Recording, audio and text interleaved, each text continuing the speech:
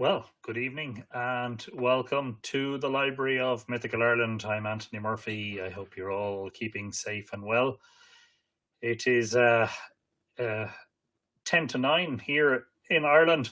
And for those of you joining us from other parts of the world, a very good morning or a very good afternoon or a very good night or evening, depending on where you are. A little bit of an unscheduled live stream, and that is just because I wanted to announce another live stream that's happening tomorrow night um, in relation to Ireland Reads. So tomorrow is the 25th of February, and tomorrow is Ireland Reads Day. It's a national event that has been organised to try and get as many people reading as possible. Of course, given that we are in something of a lockdown, this would appear to be, a great idea.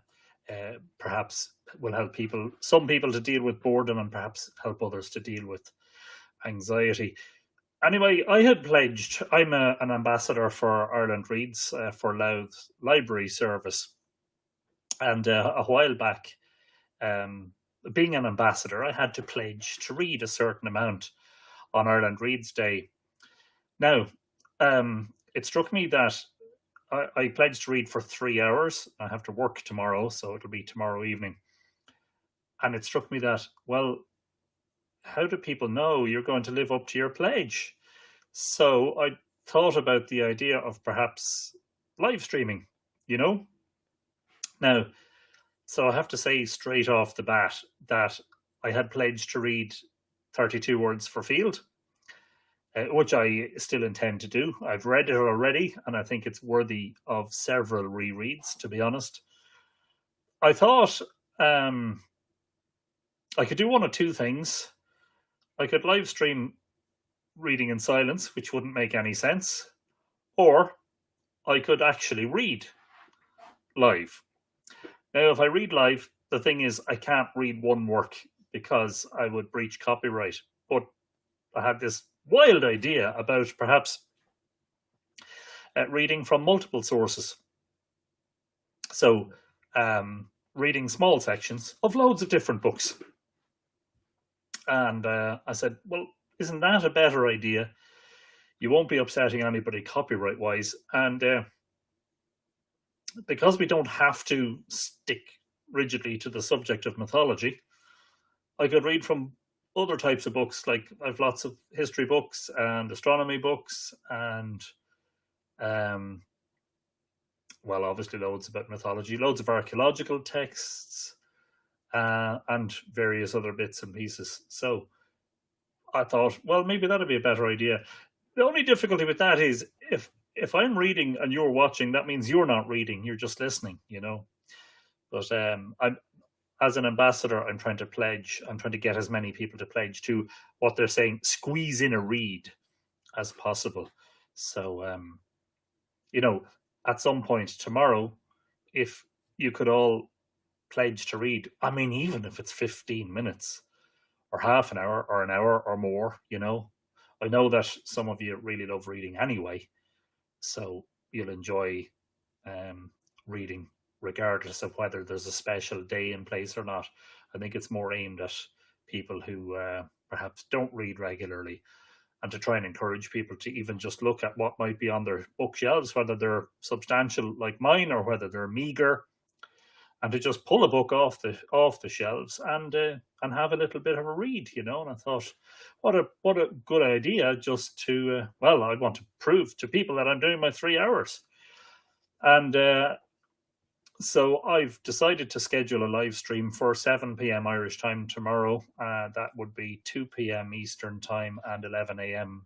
Pacific if you're in the United States. And it's not really about, gathering a huge audience per se or necessarily. It's just more about trying to promote the day that's in it and doing as much as I possibly can as an ambassador, because I realized that lately I've been quite busy between working full time and then trying to get Return to Segish to print. Now, Return to Segish went to print yesterday, I'm delighted to announce. So that has taken a bit of workload off my desk, as it were. Of course, I now have to try and promote the book, and that requires a different type of work. But the heavy work of writing and editing and proofreading and editing again and proofreading again is done. Anyway, I'll say hello because we have a number of people there on the stream. Tara Messett says hi there. Hello, Tara. Stacey Herman Lawrence is in the library. I was going to say in the house, but I mean, we're virtually in the library. So hello, Stacey. Paul Alburl is in Daphne, Alabama, on the Alabama Gulf Coast. Hello, Paul. Now, where do I need to move to get out of the way of the comments? There we go. Good evening, Paul. Great to see you. Joan says, will you be reading 32 Words for Feet? Well, I'll read a bit of it. You know, I couldn't read a substantial amount of it live because, again, just for copyright reasons, and that's fair enough. I wouldn't like somebody to pick up my book and read the whole thing on air, you know. You know, I mean, it's just it's copyright and all that. Yeah, a crazy idea that I come up with. Hello, Vicky. Vicky's in the house. Hello, Vicky, and if Evan is there, and Chili, hello to you both as well. Sheila Gunn is in the house. Sue Prenter, you're very good, Sue. Glad that you enjoy. Another thing that I realize is that with everything that's been going on, I've been quite remiss in terms of the regular live Irish Myth series. So I have to get back to that because we haven't had one. The conversation series has been going really well, which is brilliant, and I'm delighted about that. But we must get back to the regular series. So hello to Sheila Gunn. Hi there, Sheila. Anne McCallum is in the house. It's sunny in southwestern Ontario, and it's also above freezing. Yay, that sounds like a victory. That sounds like spring is trying to announce itself, which is brilliant. I mean, we had a couple of really nice days. Sunday and Monday were lovely days. Monday was breezy, but Sunday and Monday were mild and warm and sunny here in Ireland. But Tuesday it did a lot of rain, and then it was raining on and off today. So, look, we can't complain because we're not blanketed with snow, you know. So, yes, read live. Great stuff, says Anne. Well, yeah, look, I said, why not? If you're going to read for the 3 hours, why not pick out, you know, tons of, we could, you know, there's tons of stuff. I mean, I've shelves here in front of me as well as all the stuff that's behind me. I could read a couple of pages from loads of books and, you know, just venture in different directions and have a bit of fun. Hello, Maeve, Fiona Callahan. It's good to see you. Hope you are well. And Kieran Cotter. Good stuff, Kieran. Yeah, and I may throw in a tiny little surprise and read a page or two from Return to Segish as well. Sure, why not? You know, while we're there. Maggot AJ says that he's sure it will be. Sorry, I'm assuming your gender, so I apologize about that. Maggot AJ is sure it will be great crack. And good evening, and good evening to you too. Tranona what? Mulcharja. John Main says he's just watching Dolores, and I'm sorry that you couldn't make the live, John, but completely understand because, you know, it's just not possible with everything that's going on to get to everyone. But the great thing about the conversation series is that they're all being recorded and they can be uploaded afterwards. So if you missed them, or several people had to leave early on Monday, some people arrive late and miss maybe 20 minutes or half an hour. So it's great to be able to catch up on it on video, and it's a great pleasure to do that. Full Irish GK says, you have me reading The Tongue. I'm halfway through now. First book I've read in 10 years. Brilliant stuff. Well, you see, this is what Ireland Reads is all about. It's all about trying to get people to read in the full understanding that life is busy and a lot of people are still working, thankfully. A lot of people who are locked down spend a lot of time perhaps watching TV, surfing the internet, etc. And reading is such a wholesome thing. And you always learn. It's so educational. It's a great stimulant as well for the imagination. The other thing too is people forget about reading is that it kind of keeps the grey matter in good condition. You know, it's a very important aspect of reading. It keeps your mind ticking over, to borrow a phrase from the motoring industry, you know. So you'll have to forgive the squeaky toy. Coda is ensconced in the kitchen playing with his squeaky toy. But we don't mind Coda because he's such a lovable dog. Una Sheehan says, I thought you would be reading aloud anyway, so this plan to read from lots of books is great. Whatever happens, we'll be reading and listening in thanks from 7 p.m. Good stuff, Una. Great to see you, as always. A great friend of Mythical Ireland. And of course, you and I have known each other for many, many years, so it's all good. Yes, says Anne, we'll all pledge to read, no bother. Brilliant. Good. So I've got some willing volunteers. That's great. I will sponsor you a $5 an hour, says Joan McHugh. Yeah. I don't think it's a funny thing that you mention it. It's not a fundraising effort. And it would be interesting if it was, wouldn't it? Because we could nominate a charity, but I don't think it is. So anyway, great idea. Evan and Chile are waving. Hello, Evan and Chile. Hello. Great to see you both. Mariana Dunn is in the house. Hello there, Mariana. How are you keeping? Hope you're well. Grace Walker says hello to everyone from Long Island in New York. It's always a very great delight to see our New York friends in the library. Donna Jean Porter. Oh, wow. My power went out on Monday last week, 4 a.m. Came back Thursday. Goodness me. So I guess in those circumstances, you're back to candlelight. And what better way to read a book? Well, it depends on your eyesight, I suppose. But if you have a few candles around you, isn't it lovely? Wrap up under a blanket and read a book. Sounds romantic. Well, I'm making it sound romantic. I'm not sure whether it's romantic or not. Grace Walker is also saying hello to Vicky and Evan. Yeah, sorry. I'm still trying to. I apologize. I have to stay in the center of the view to stay in focus. Sheila Gunn says that she will try and get on tomorrow, but she might be reading. Come here, that's completely acceptable. Completely acceptable. The only thing I will say is that if you choose to tune in tomorrow, you will be guaranteed variety. There's tons of stuff that I want to read from, and it's a chance for us to break away from purely mythological realms and do some other stuff. We'll have fun one way or the other. This Monday, 80 degrees. Last Monday, -2. Definitely a sign, Donna, that spring is in the air. I think definitely brilliant.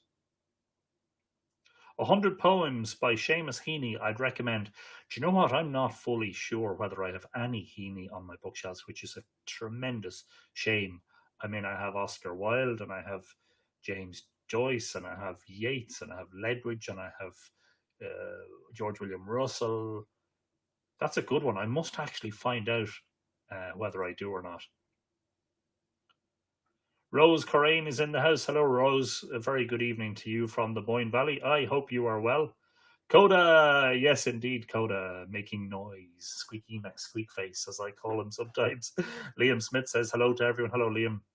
I love this new ability to put the comments on the screen. It's nice.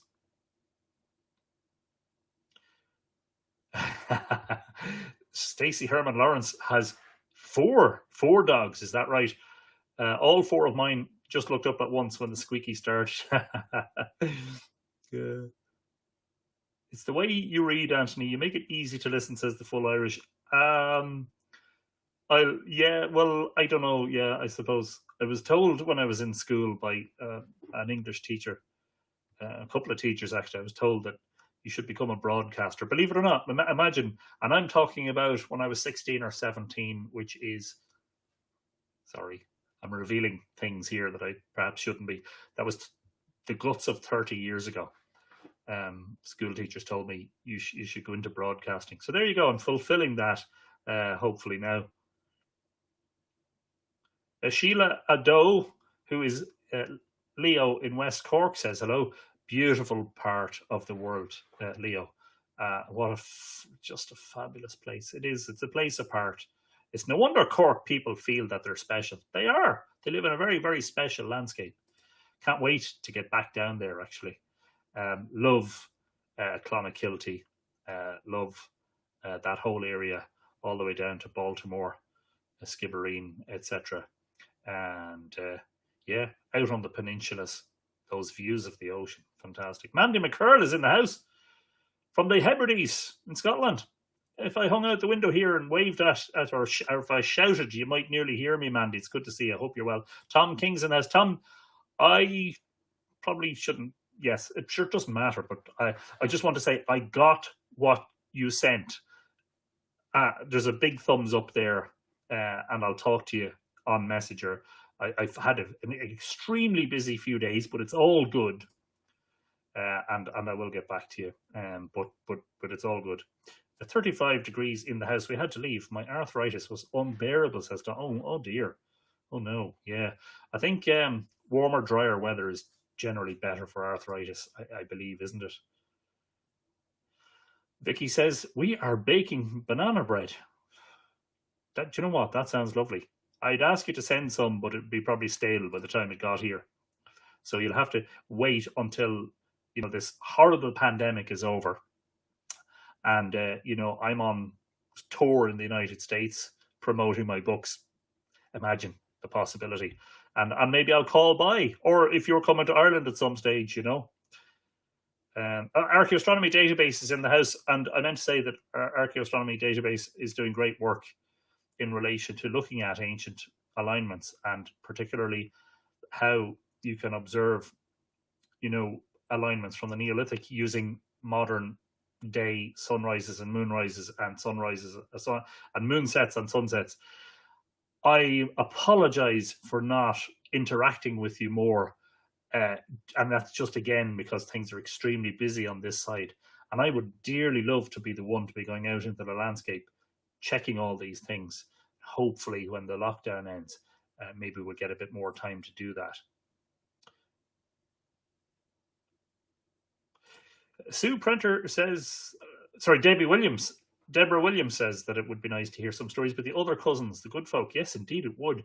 And do you know what? We might do that tomorrow, because I bought a couple of Eddie Lenihan's books. 3 I have on my shelf after the first of the conversation series with Eddie, and we could maybe do him the honor of reading one of his little stories. So that'd be great. Sue says, this has got me thinking, is there something the Mythical Ireland community might do in reading for those who can't? Sounds like a great idea. Expand on that a little bit, Sue. In what way would we be able to help, other than live streaming and reading? Colette Ryan, anything on Doonall in a royal site in County Kildare? It gets a brief mention in my book about Drone Henge, believe it or not. But yeah, I mean, I have loads of archaeology books here, so definitely. I mean, when I'm on tomorrow, I have 3 hours tomorrow. I've pledged to read for 3 hours.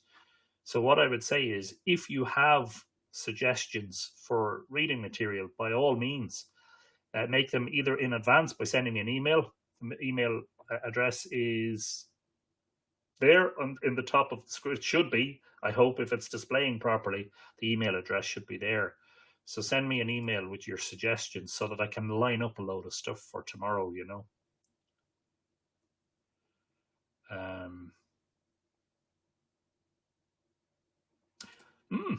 There's a good question. Did set dancing come from the Tua? I don't think so, but I'm not at all knowledgeable about the origins of dancing, so I couldn't say yes or no.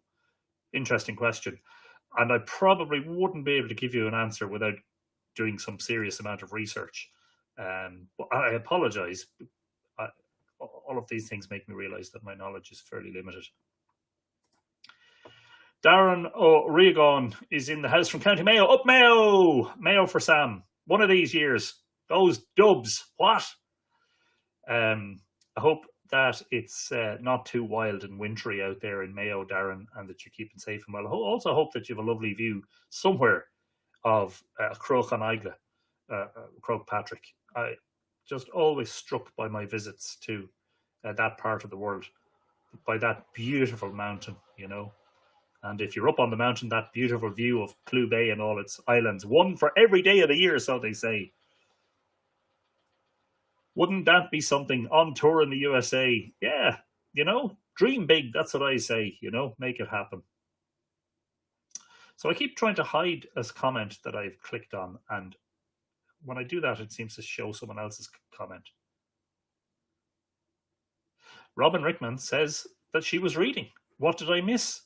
Well, that's a very good reason for missing anything, actually, because it's the whole point of this live stream is to promote tomorrow's live stream. Tomorrow in Ireland is the 25th of February, and it's Ireland Reads Day. And as an ambassador for Ireland Reads with Louth Library Service, I am trying to promote the day. And the main thing that I have to try and do, apart from pledging to read myself, obviously I do a lot of reading for the purposes of research, mainly for Mythical Ireland, but is to try and encourage other people to pledge to read, even if it's just for 10 or 15 minutes tomorrow, but preferably for longer. If you could do half an hour, or a couple of hours, great. So the fact that you were reading and you missed that is superbly suitable, an excellent reason for missing out on it. What time will you be on? Deborah wants to know. Yes, it's 7 p.m. Irish time, which is earlier than our normal start, but then it's 3 hours. It's 2 p.m. Eastern and 11 a.m. Pacific is the time tomorrow, Deborah. Something about sharing archaeological texts or new research for those that don't have easy access, or with permission from perhaps Eddie, for example, we read in turn for a group. Yeah, that sounds like you have the bones of a great idea, Sue. Absolutely.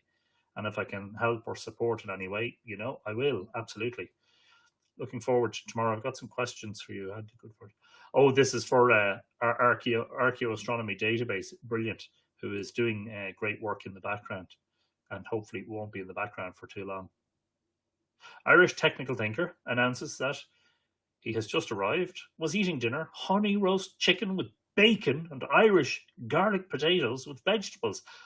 I mean, I had a nice dinner, right? But I mean, it definitely doesn't come anywhere near that.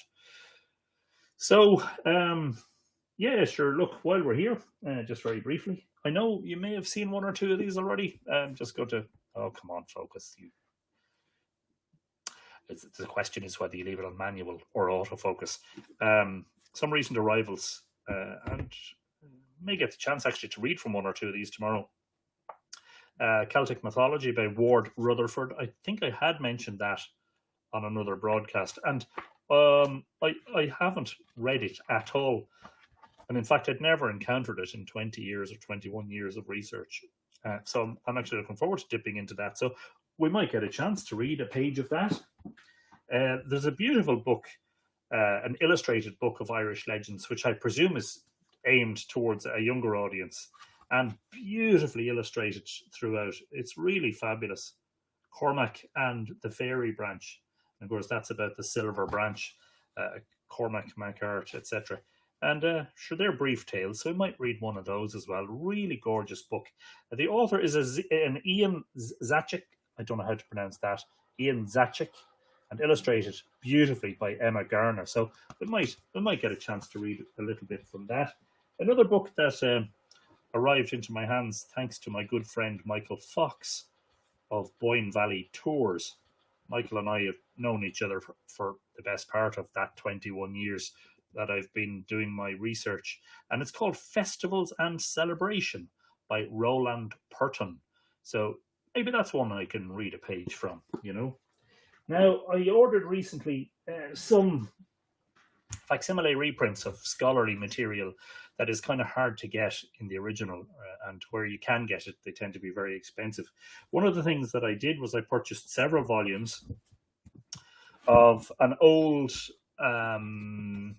journal published in German, published quite a lot in German, but some articles in English, and quite a lot about the early Irish manuscripts. Zeitschrift für Keltische Philologie, I hope I'm pronouncing that right, which I believe means the Journal of Celtic Philology. So you can see these are very hefty, but they are facsimile reprints. So they're not sort of re-typeset in a different font. They're exactly as they were originally published, which is brilliant. So just scanning down through the contents, I see there's an article there about Táin Cúilge, and that's actually from one of the Egerton manuscripts. Now that's in Irish, and there's not an English translation, unfortunately, but it's handy to have in case you need to reference certain words. And I have had an interest historically. I'm going to move into the centre just to make sure that the focus stays. That when I was talking, for instance, to Professor J.P. Mallory on Monday of last week in episode 4 of the Conversation series, I had occasion to speak about the Irish word for harp, mendcrot, and in modern Irish that's crutch, C-R-U-I-T. So that's volume 9, and then I got volume 2, which is even more hefty, quite a substantial volume. And I see immediately there's an article by Whitley Stokes, and we'll know the Bell Whitley because we began our 4-episode series of Live Irish Myths dealing with the famous story of Tugal Brunja da Durga, the destruction of da Durga's hostel, with, I think we did 2 episodes of Stokes's translation, and then the last 2 were, I can't remember whose was it Cross and Slover, somebody else anyway. So for instance, reading down through that, there's the life of Saint Finian, notes on Saint Gallen, glosses, and so there's even Kuno Meyer has I presume this is German, and my German is non-existent. Eine Irish version von Beda's Historias. I presume that's an Irish version of Bede's history. Meyer and Newt have the colloquy of Columkill and the youth at Carn Ullarg. So plenty of Irish bits and pieces in there. And then I got also volume 5, another fairly substantial volume. And again, as I said, those really well produced facsimile reproductions. The life of Columkill is in that one, and I think there's an article, if I'm not mistaken, about Tuchmark Etain at the time this was published. There was not a complete version of Tuchmark Etain extant. I think it wasn't until the first part of the 20th century that we could finally compile a complete version of Tuchmark Etain from, I think it was 3 different manuscript sources. Of course, the earliest version of Tuchmark Etain, the Wooing of Etain, is preserved in Laura Nahira, which is an early 12th century, early 1100s Middle Irish manuscript, our oldest manuscript containing Irish stories and sagas and fragments. Unfortunately, I think there are only 67 pages of vellum left in Laura Nahira out of something that probably was originally double that or more. Kristen Gray Taggart just logged on and realised this was on. Hello to her. Fáilte, Kristen Banachty, hope you're well. Voting for On Time. Yeah, I think we'll do On Time in the regular Live Irish Myth series, Helen, because I mean that's quite a lengthy one and would require a fair number of episodes. But you see, there are also the associated Remscale. There are something like 10 Remscale are like prequel, sort of like prequel build-up stories. Is a very layman's way of putting it. But the Táin itself, there are very substantial translations of it. Cecilia Rahley would be the scholarly one, and of course that is an O'Rahilly's related to our friend Moncon McGann, who was with us on the second of the Conversation series. And then there's the very, very popular and very well-known translation by Thomas Kinsella, and then a more recent translation by Ciarán Carson, the late Ciarán Carson, which is a fabulous translation as well. However, for copyright reasons, I wouldn't be able to read out those modern translations, but there are older translations as well, so we will definitely get to that. Táin Cúilge or Táin Fliais. I could do Fliais as well, Joan. I have a translation of that here somewhere. I know we did Táin Freach over 2 episodes, and it turned out to be brilliant. Now, the first part of that I thought was more interesting than the second part, but really, really interesting nonetheless.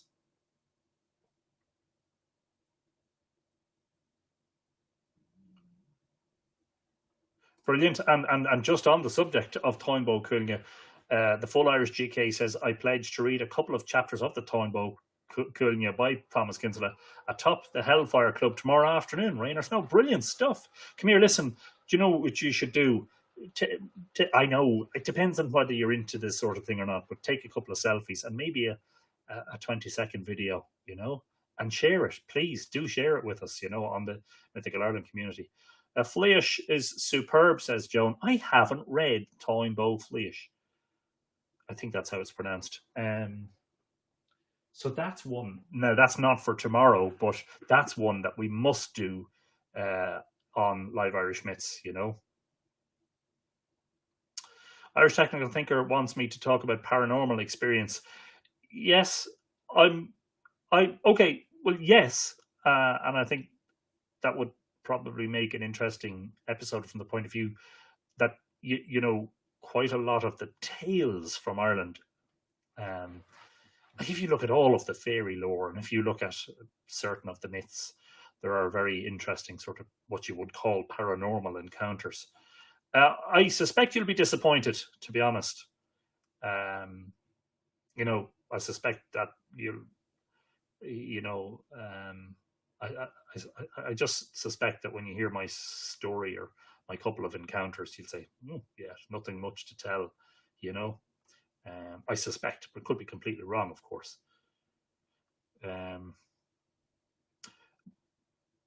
Moira wants to know if I'd be interested in having any volunteers reading for your group.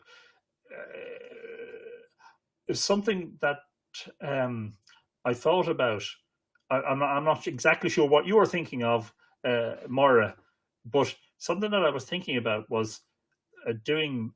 It would have to be Zoom, by the way, because Zoom is the only way that you can effectively have a group gathering where other people can speak. It's not the handiest thing to do here at all. But I thought about organising a Zoom night for Live Irish Myths where, for once, I shut my mouth and keep quiet and other people volunteer to read, and that we have readings from other people for a change. I'm not sure if that's what you're thinking of. Maybe you might comment further, but that's something I would definitely be interested in accommodating. Daisy Peters is in the house. I didn't realize you were there, Daisy. Hello. Yes, some of these books are lovely. So before I just get too distracted, I should also show you the very latest arrival, which is a beautifully produced, again, facsimile reprint of the first 2 volumes of the journal Eru. And Eru was a journal of the School of Irish Learning in Dublin. And the first volume was produced in 1904. Now, you can get originals, but as I say, they cost quite a lot of money. And I'm delighted to have the opportunity to have them. And look at that beautiful, solid hardback. I mean, if somebody came into your library and you didn't want them to be there, you could clock them over the head with that. No, I'm only joking. I'm only messing. So I am, just to recap, tomorrow I'm going to read for 3 hours. The plan is to prevent any sort of difficulties with copyright issues. What I propose to do is read small sections of lots of books. Variety is the spice of life, isn't that what they say? And I'm just seeing on Mythical Ireland community on Facebook, because I don't know why the Mythical Ireland community comments are not appearing here. The Mythical Ireland page on Facebook comments are here and the YouTube are here. Kimberly Halligan is on the community watching, and she says that she's looking forward to the reading. Brilliant stuff, Kimberly. James Perry is saying good evening from County Down. Hi, James. Good to see you. Hope you're well. Robert Friend is there as well, says Fáilte Anthony. Yeah, I think it's got something to do with integration. I have to investigate further about why this is Melon app is the name of the streaming website, as to why it's not picking up the comments from the Mythical Ireland community. Joan, Anthony, a suggestion for your interview series. You can be the guest and the Tua can pose questions to you. Yeah, I'd be game for that, Joan. providing the questions aren't too, shall we say, tricky. No, I mean, yeah, by all means, absolutely, great idea. John Garvey's in the house. Sláinte. John, hope you're well. I will not be disappointed in your experience. It doesn't matter, but what matters is you had the experience and the emotions that you experienced also. Yeah. Yeah, and I don't know if it would make a whole episode, but I mean, I'm not the sort of person who's private per se. I mean, I'm a fairly public individual, so people know a lot about me, so they might as well know about my couple of ghost experiences. I was thinking we volunteer an audio recording and submit it to you to play. I was thinking it because you might want to relax one evening and just listen. Yeah, we could do that too, you know? Yeah.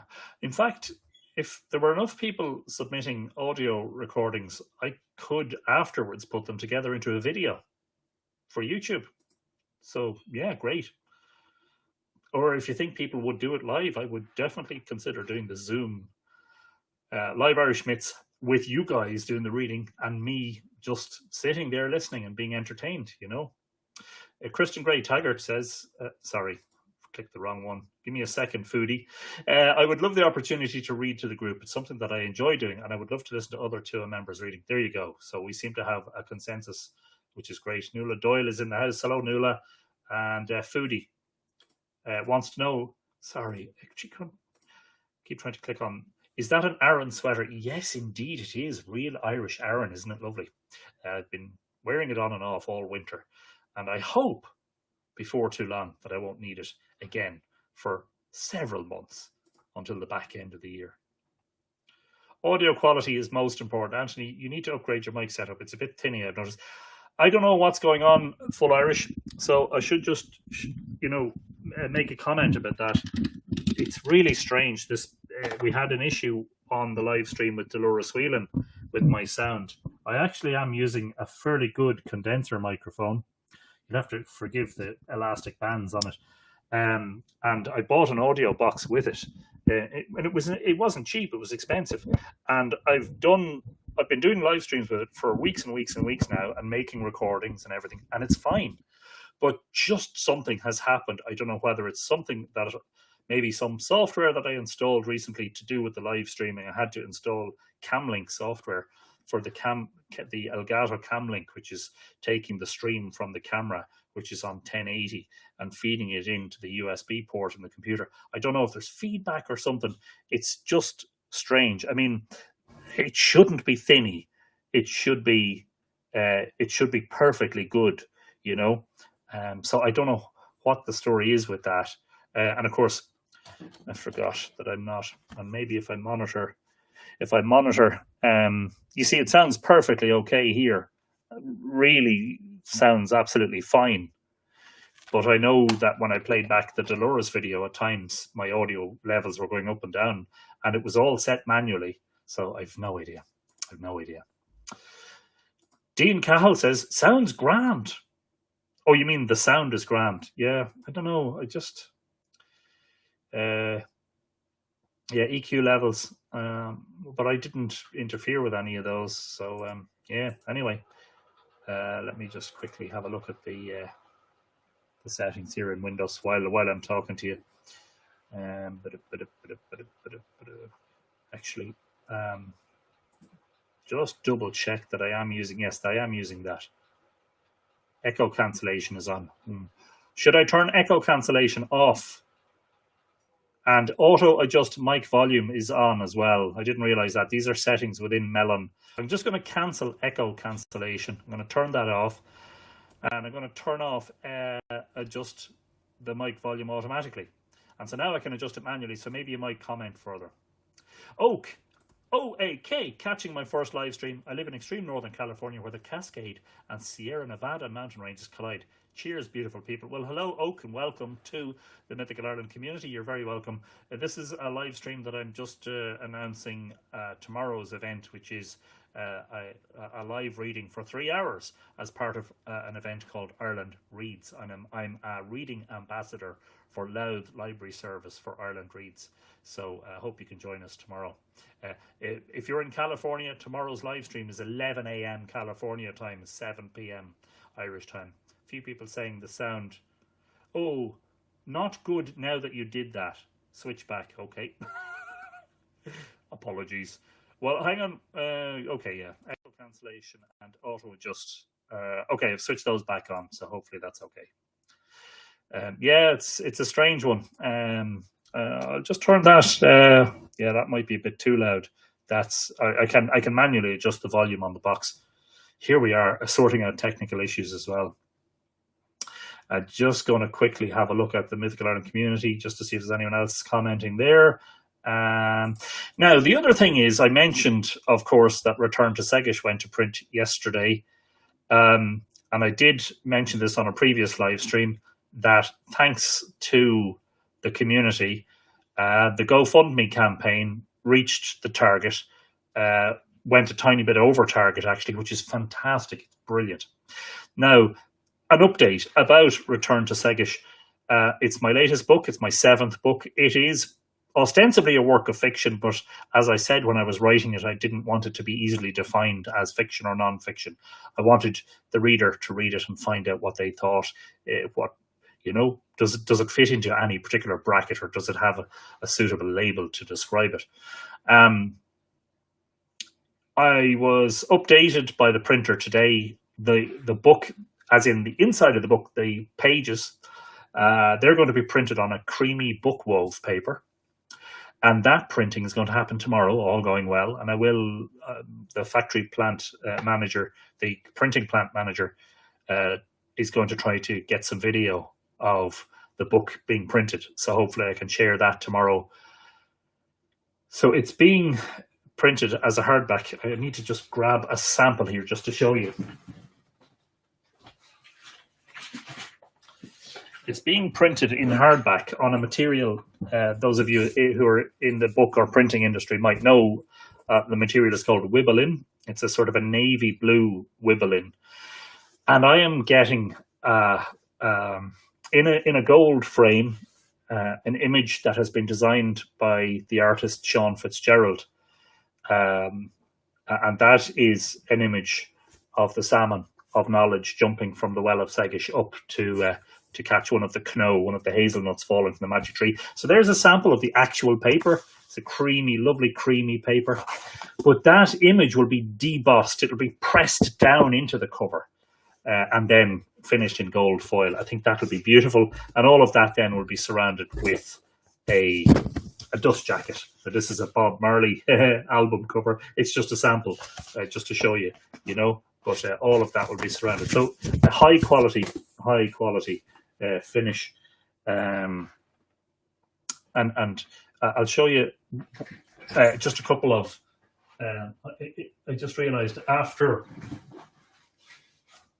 thinking about it for a while that it reminds me a little bit of George William Russell's books, which were published on a sort of a, sorry, autofocus isn't doing its thing, which was printed on a similar sort of navy blue Wibbelin with the names of the books debossed or imprinted in with gold, you know. So I'm delighted about that because I'm a big fan of AE, as he was known, George William Russell. And we've spoken about AE on many an episode of Live Irish Myths. So that'll be my first hardback book. And I'm hoping, fingers crossed, all going well, to have copies within 3 weeks. Now, if you're interested, I'd really love it if you could pre-order your copy through the website. All copies that are pre-ordered, I can post worldwide, and the postage and packaging is included in the price on the website.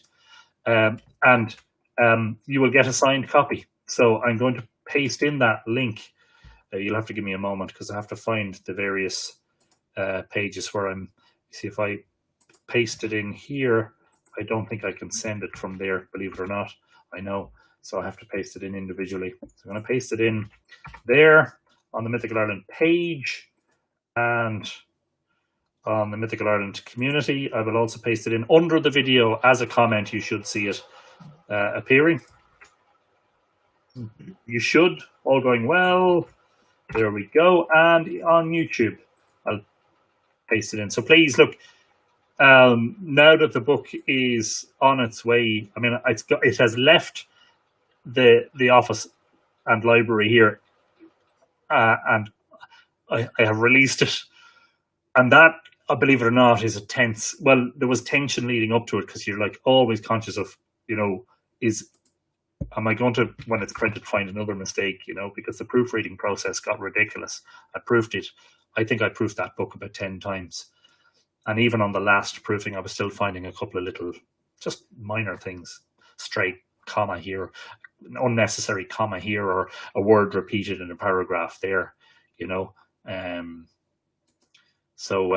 Anyway, look, please do your best to share the word. When I posted about it on Facebook, Facebook suppressed the post and did not deliver it to the followers of the community, so it hasn't had much traction from that point of view. So now what I'm going to do is I'm going to briefly share the final dust jacket image with you. You'll just have to give me a second while I tee this up. I should have done this before I started, to be honest. But let me just find this for a moment, and as soon as I've found it, I will show you the full finished dust jacket. Dust jacket. It's called Segish Full Dust Jacket Final.pdf. And I always find that really funny in the publishing industry. We have this thing about files being called, book final version, final, book final, because you keep proofing it, you keep finding those little things. So just let me share my screen now. Hopefully, let me just see if I can do this now. There you go. Hopefully you can still hear me as well. So that is Sean's image that's on the book there, of the salmon jumping out of the water, trying to eat the kno. So that's the image that's going to be on the hardback cover, debossed onto the hardback cover. But it'll be larger, the central image. The frame will be the same size, but the central image will be larger, because on the debossed cover, on the hardback, the case, as they call it in the printing terminology, on the case, on the front of the book, there will be no Return to Segish title. That will only be on the spine. So on the cover, the whole cover of the case will be given over to Sean's wonderful image in gold, and I'm really looking forward to seeing that. So what you're looking at there from left to right, actually better to do it from right to left. On the right hand side is the front flap. So when you open the book, it's that little bit there that has just a summary of the book. Then second from right is Return to Segish, is the main cover. In the middle is the spine, where Return to Segish and Anthony Murphy. On the back cover, you see the barcode, and then on the very left of that image is the back flap, which will have just a short paragraph of biographical information about the author and my other books, several of which. So this is my 7th book, believe it or not, and I'm writing an 8th one. Well, I haven't written any of it since December. I do apologize. I'm sorry about that. I did the wrong thing there, but it doesn't matter. That was a picture, by the way. That other picture, that's a picture my son took while I was working one day in the library. You can see how messy it gets sometimes, See the envelopes down there, the postage envelopes, and look, you think I would have fixed the cushions on the sofa, Anyway,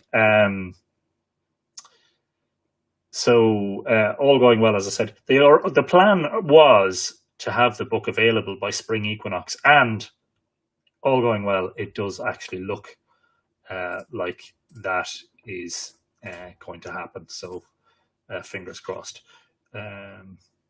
Anyway, I'm just checking that I did, in fact, share the right link, and I did. Pre-order Return to Segish. So tomorrow, as a little surprise, I will read a couple of pages from Return to Segish. I'm nervous about doing that because I'm nervous about finding a mistake and going, oh, I can't correct this now because it's gone to print. But if you saw the last 3 or 4 proofs and you saw the amount of scribbling on them in blue and red pen, I think you would laugh. But that's part of the process. I mean, writing a book is only one part of the process, editing and proofreading and formatting it. Of course, I did all the design and formatting myself. When you have a publisher like Liffey Press does most of that work for me with my nonfiction work. And it's wonderful to have that sort of taken off your shoulders. But it's interesting, the whole process. When you write the book, you've actually probably about 60 to 70% of the work done, not 90 or 95. There's a whole process of editing and proofing and formatting and designing and, even tweaking the design and making sure that you're happy with everything. There's a lot of potential shelving there, says Tom King. Thank you, Daisy. Return to Segish is not like anything I've written before. It is in a way, but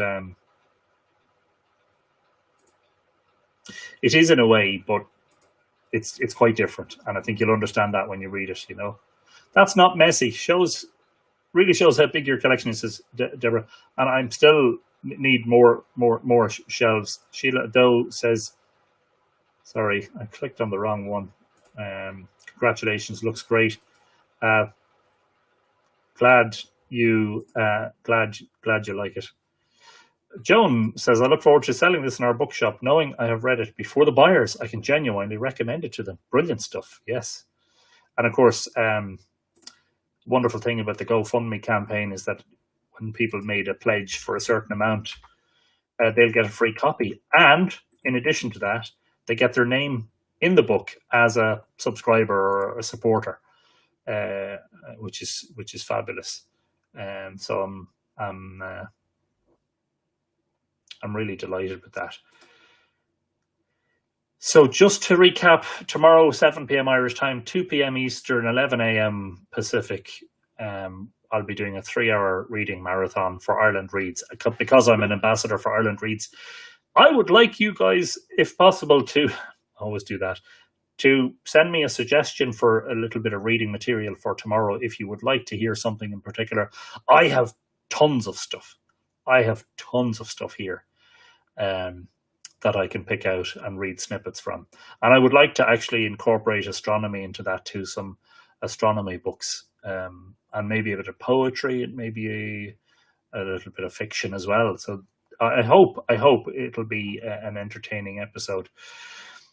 Nick, thank you, Nick, and thank you indeed for being one of those supporters whose name is being printed in the book. Hopefully tomorrow your name will be printed onto Return to Segish, unless you're different to Nicholas Casterton.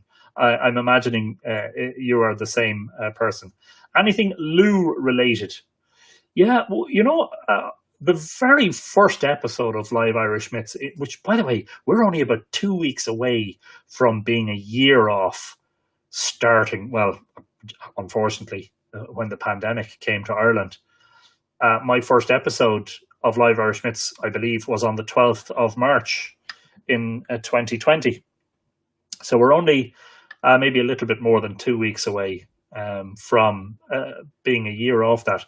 The very first episode of Live Irish Myths featured Lou, but I'd be very happy tomorrow to read some Lou-related material. Absolutely, no problem at all. Thanks, Daisy. Yes, a significant upgrade to the library was made in the summer of last year, 2020. And you guys would have noticed that, because I remember I was doing daily live streams. And in all the live streams, you saw the old shelves behind me. And then suddenly one night, there was empty shelves behind me and the room was echoey because we were getting started.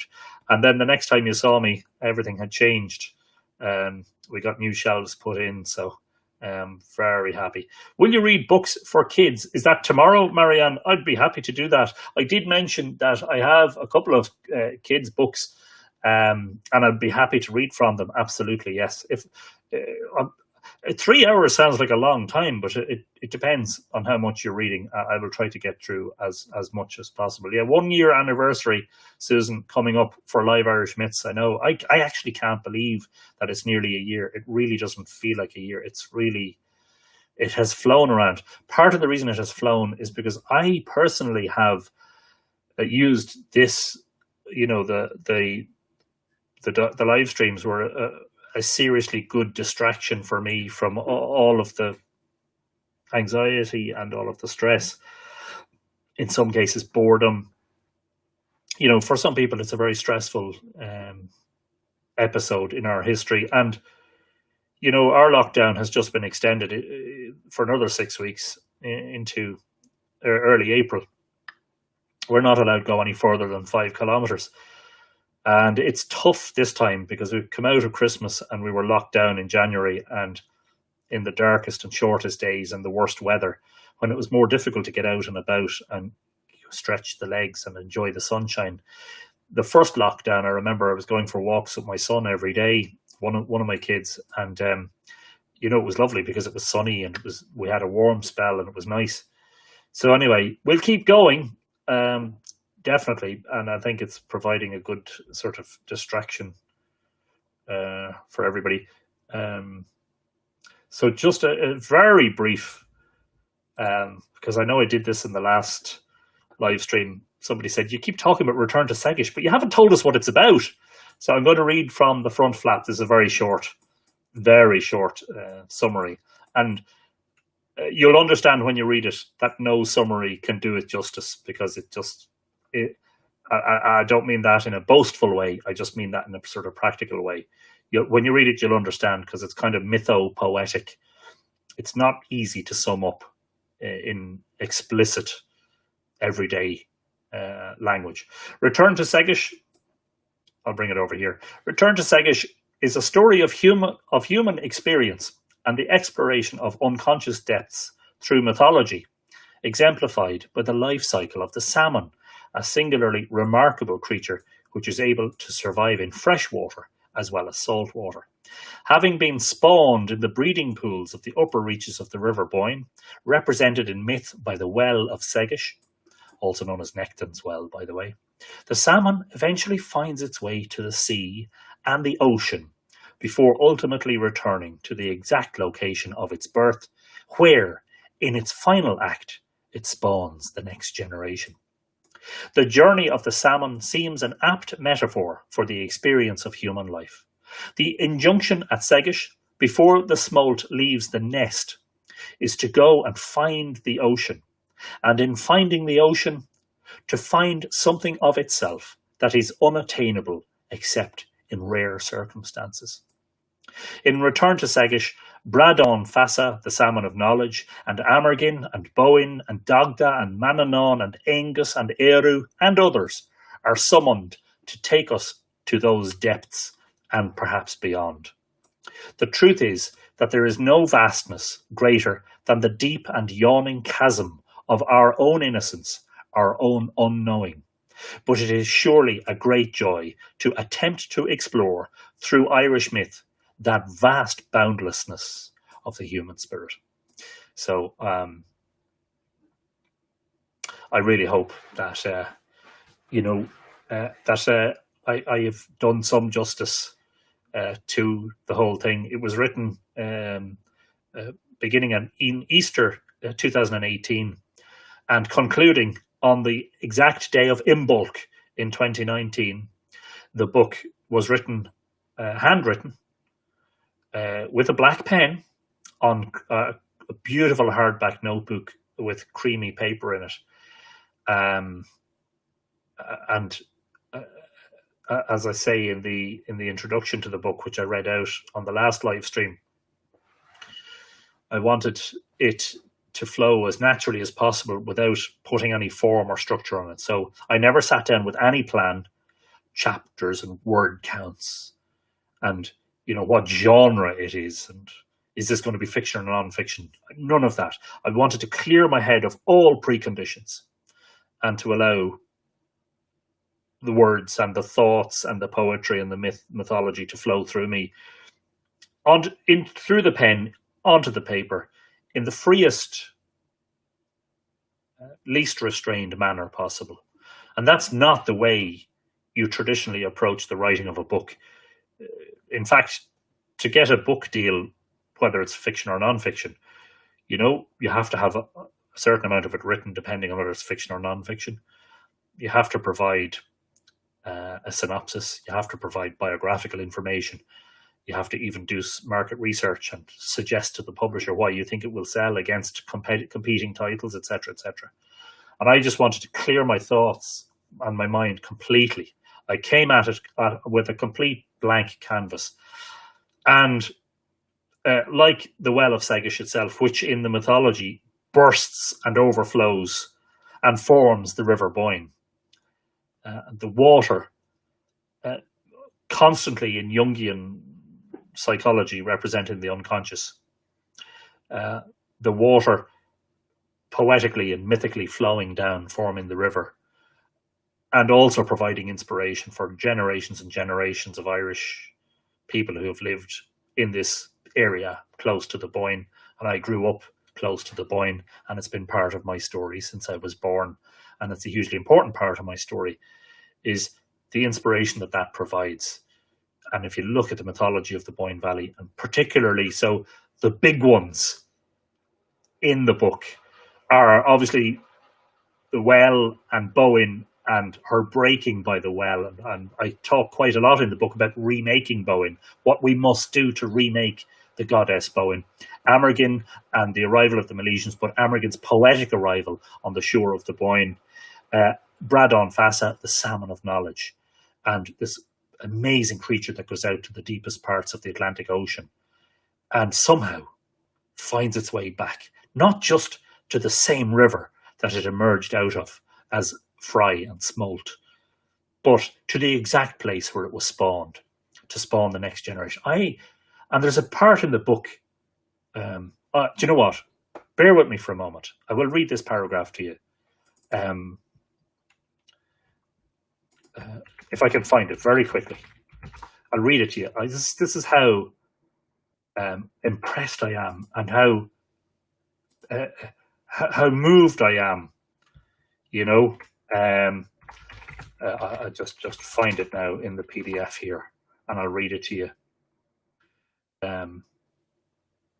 This is how. So one of the biggest moments of inspiration for Return to Segish came. I'm not sure what year it was. It was either 2016 or 2017 in October. I was out by the weir in Slane, at the floodgate by the weir in Slane, taking photographs. And I was witness to a salmon run. The salmon came constantly trying to jump over the floodgate and over the weir. And and having never witnessed this, I was never an angler. And I didn't, well, I was actually, when we were kids, my dad was into fishing and he took us fishing a couple of times, but this is on the shore of a lake. I've no memories of seeing this sort of thing. And it was hugely inspiring to see these salmon jumping the weirs, knowing that they've been out in the ocean and they've returned from salt water to fresh water, and that they're heading back up the river to those spawning pools. I was mesmerized by this. So I just want to read this paragraph.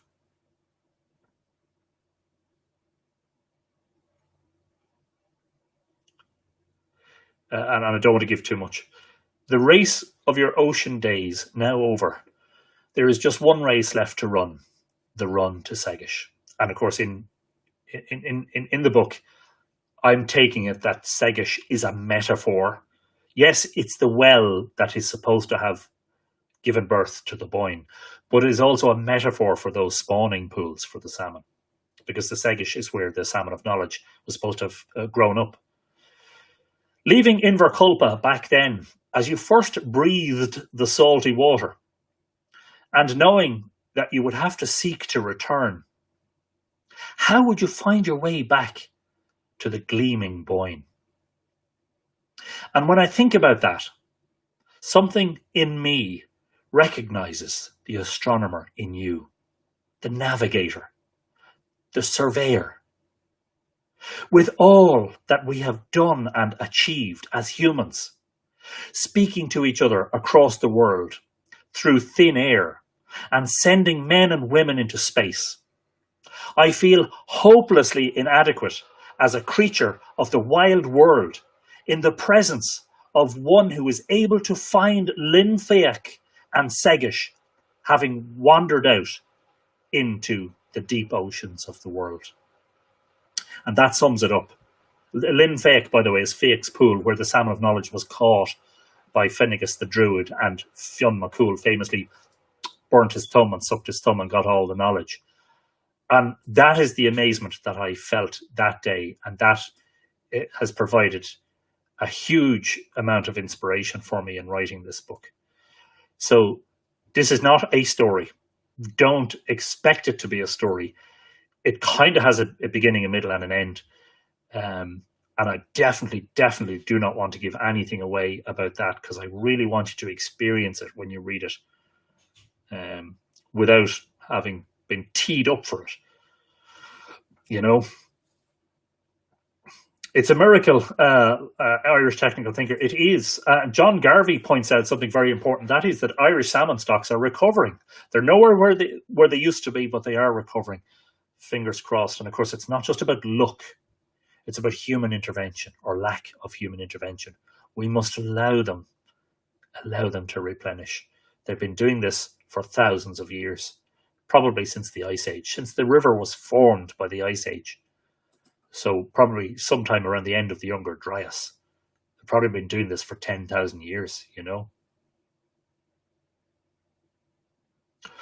Pádraig, Irish Garan, would you be related to our good friend, our esteemed community member, Paul?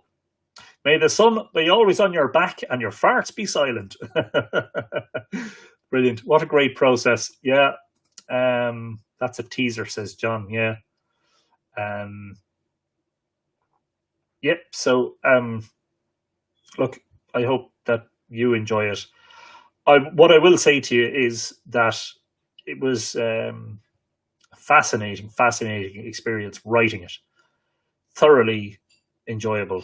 But I actually find, so here's just to tee you up, right? And I hope I'm not, again, oh God, we've been talking for more than an hour. I better shut up, stop waffling. I cannot read the book, especially the conclusion of it. And I'm not saying that that's happy or sad or whatever. You'll understand when you read it. I can't read the conclusion without a tear running down my face. I actually can't. Every time I have come to the last few pages of it, I have been emotional. Part of the reason for that is, I hope that doesn't sound self-indulgent, is because I don't want it to end. But there are other reasons. You'll understand. You will when you get it. Two things that I need to kind of get my skates on about are, I need to also produce a Kindle version, because I understand that The Cry of the Sebok and Land of the Ever-Living Ones are both available on Kindle, and so I have to organise that. The other thing is, I think this one, more than any of the books that I've published, needs to be done as an audio book. And so those of you who are lucky enough to be patrons of Mythical Ireland will have recently encountered a 15-minute reading where I read one chapter of the book, Return to Segish, for patrons. So just in case that's something you're interested in, and if you want to hear that, I will paste the link to that as a comment beneath the video here. Anyway, I'm just trying to make sure that I have nothing else to announce. I'm going to get back, obviously, I will do my very best to get back to the regular series of Live Irish Myths. And instead of doing these impromptu live streams, I should be just trying to organize, the regulars. Because of that intensely busy period over the last couple of weeks, dealing with getting Return to Segish to print, I've been a bit distracted, and I think that's understandable. So I'm going to get back. Our next episode of Live Irish Myths, the regular series, will be episode 140. And remember, I haven't done an episode for a couple of weeks. So anyway, feel free to make suggestions for that as well. And I did see Was it the Full Irish or was it Technical Thinker? A Technical Thinker, I think, was suggesting I do an episode about ghost stories and paranormal experiences. So that's an interesting suggestion. Yes, absolutely. Yes, on the audiobook options, a few people commenting about that. Yeah, of course, I'm I'm a book lover. I love to have a physical book. I have a Kindle, haven't used it in several years because I just prefer. I'm old fashioned like that. I'm a dinosaur. But the audiobook, I think, will also work. Yeah, 140. Kimberly, we did 102 episodes back to back, day after day after day after day, from the very first day of the announcement of the lockdown in Ireland, 12th of March. And then it became weekly. But sometimes in between, I've done 2 or 3 episodes in a week. So it's kind of become more irregular. But the Live Irish Myths in Conversation series is the main thing now. So obviously it's important. Oh, thank you. That's what I was thinking that I had to announce. I should take notes before I start these. I usually do.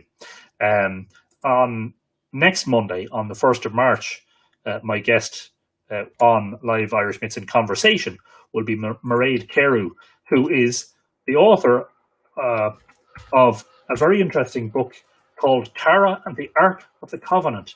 And Mairead has written quite a lot about the perhaps very strange belief that the British Israelites had, that the biblical Ark of the Covenant was buried in Ireland. That's not the only thing. They thought Jeremiah came here as well. I think that'll be a fascinating discussion. I'm just trying to paste the link. I've pasted it in as a comment beneath the Facebook pages, but I'm just going on to YouTube to see if I can paste it in there. The comments aren't appearing for, oh, there, yes. For live comments. So that link is there for registration for Zoom. That is next Monday, the 1st of March at 9 p.m. Irish time. So that's 4 p.m. Eastern and that's 1 p.m. Pacific, if I'm not mistaken. Yes, 9 p.m. Irish, 4 p.m. New York, 1 p.m. Seattle, San Francisco, etc. So you have to register for that. Registration is free and it's on Zoom. We've had a terrific series so far. I hope you'll all agree. We've had a fabulous mixture of guests. And of course, it's very important to me that continues. We will have people talking about mythology and history and medieval Ireland and astronomy and archaeoastronomy. And we'll probably have geneticists on, and we'll have all sorts of people. And I hope that series can run and run and run because it's once weekly. I hope that we can have that series to continue for the next year, hopefully, all going well. So the only thing is that you must register for it. You can't join it if you don't register. So make sure that you register. As I say, registration is free. All you need to do is enter your name and your email address. That's it. Please have Dolores on again, says Deborah. She was wonderful. Glad you enjoyed Dolores. I know from watching it that Dolores and I have been friends for a long time. And yeah, I'd be really delighted. In fact, if I'm not mistaken, all of the guests we've had so far, all 5 of them have agreed to come back again. So Eddie Lenihan, and I was thinking with Eddie, I'd like him to just do more reading rather than answering questions. Moncon McGann said he'd come back. I think Jim Fitzpatrick said he'd come back. Professor J.P. Mallory, I've been in touch with Professor Mallory since, and I know that he enjoyed himself, so I can't imagine he wouldn't come back, providing we had enough sort of decent questions for him. And Dolores will come back in a flash, no problem at all. Dolores would be delighted to come back. Anyway, so that is the final. I knew there was something I was forgetting to announce, so don't forget to register for Live Irish Myths in Conversation with Mairead Carew. Mairead also wrote another book, more about the search for, I believe, I haven't read it, an Irish, like a pure Irish genetic strain or something like that. So we'll ask her about that as well. Don't forget to, I have to get this right. Yes, I got it right. Don't forget to send your questions for Mairead to Mythical Ireland at gmail.com. I'd be happy to ask your questions. And on the night, if we get the time, we may also allow a couple of, as we call them, open mic questions, and allow 1 or 2 people to ask questions live, which we've done in every episode so far, and it's been fine. So tomorrow is the first of the forthcoming events, and that is Ireland Reads. I'm going to do a 3-hour stint, and I'm going to read bits and pieces from lots of different books. If you want to make suggestions for that, again, send me an email before tomorrow evening if you can. That's 7 p.m. Irish time. That's 2 p.m. Eastern time. That's 11 a.m. Pacific time. Helen Guinan is in the house. Your Majesty. Helen, I hope you're well. Your Royal Highness, should I say. I hope you're well. You know, I watched the series, The Crown, and I found out that the etiquette when you're dealing with Her Majesty is that you bow from the neck. So you just go. So my prostrations have been far too deep. So we, in future, if we're doing it right, you know, we just go, Mom. There you are. Deborah says, you do know most of us bow as well. I know, because I see the comments on the live streams. Yeah, bowing to Helen, bowing. She's some woman, I tell you. She's some woman. If only you knew. Anyway, come here, listen. Good night. Thanks for watching. And as I say, join us tomorrow night for Ireland Reads. And next Monday for Live Irish Myths in Conversation, episode 6. Our guest on that live stream is Mairead Carew, who is author of Tara and the Ark of the Covenant. I am telling you guys, that is going to be a fascinating conversation. This is a subject about which I know a fair amount myself, and I was planning to do an episode of Live Irish Myths about it, actually.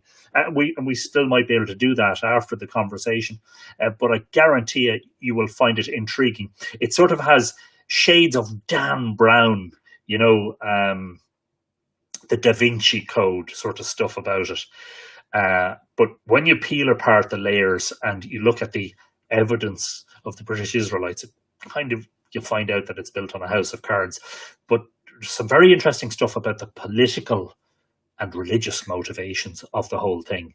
And the fight back, of course, from the nationalists in Ireland and the locals who were appalled at what was going on. And I'm not giving it away. You have to join. So register at the link and join us at 9 p.m. Irish time on Monday, which is the first day of March. Imagine, we're nearly in March. Come on, spring, and come on, summer. Welcome. Come in and, you know, warm us up and bring us light and bring us some joy and some good news. And let's hope that, you know, with all of the vaccination that's going on, let's hope this pandemic will soon become a thing of the past. It will pass. One way or another, it will pass. We just have to live our way through it at the moment, find our way through it. And I hope that bringing us together in these community settings is helping to assuage the anxieties around it. In the meantime, do your best to keep yourself safe. Use hand sanitizer, cough and sneeze into the crook of your elbow, maintain social distancing. And of course, if you're going outside, make sure that you're wearing a mask. The new strain that we have here in Ireland is 70% more virulent than the original. And it's, you know, the numbers here are still quite high. There were over 50 people today who died from it in Ireland alone. We've had 4,000 deaths, more than 4,000 deaths. So look, let's do what we can to keep it at bay. In the meantime, I'm looking forward to tomorrow night and picking 20 or 30 books off the shelves and having a load of stuff to read. I think it's going to be fascinating. And I hope you enjoy it. But join us then. In the meantime, what is it I say? Ichawa, good night. Kulusov, sound sleep. Slán go full. Bye for now. And the most important one,